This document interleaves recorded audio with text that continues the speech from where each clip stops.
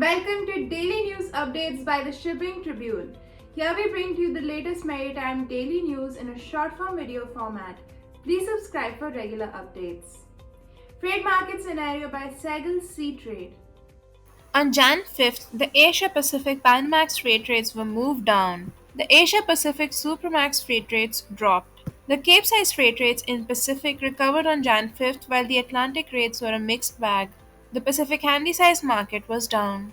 Shri Sabharnan Sonowal to chair the first Inland Waterways Development Council meeting to be held in Kolkata.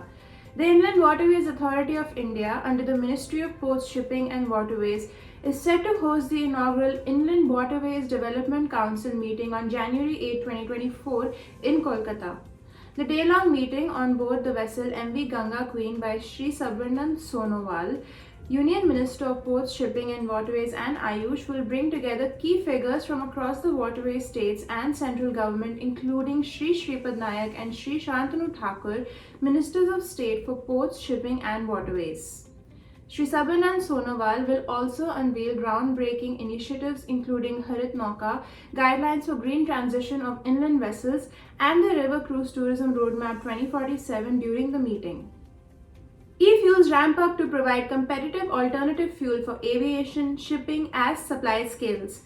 A wave of new renewable electricity capacity could propel lower prices for sustainable e-fuels in the transport sector, mitigating the price impact for end consumers, the International Energy Agency said in its December report.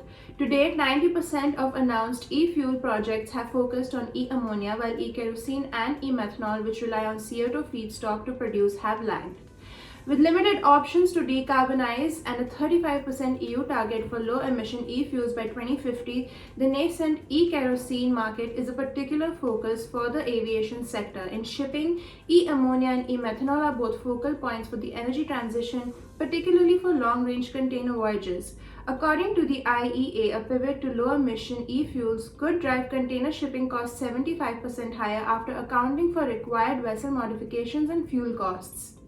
Before we move on to the rest of the news updates, I would like to inform you that the 10th India Tanker Shipping and Trade Summit is being organized on 9th of February 2024 in Mumbai, and the venue will have limited seating capacity. So we request you to reserve your seat as soon as possible.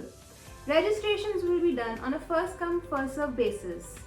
Red Sea crisis may push shipping costs by 60%, insurance by 20%. The increasing Red Sea crisis may impact trade as it is expected to push shipping costs by up to 60% and the insurance premium by 20%, a report by economic think tank GTRI said on Saturday.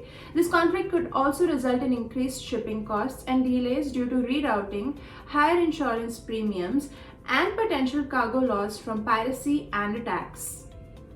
Local ship cover may get an Indian club flavor. India plans to set up its own protection and indemnity entity called India Club for providing third-party maritime insurance to Indian ships operating in the country's coastal regions and inland waterways, a top government official said.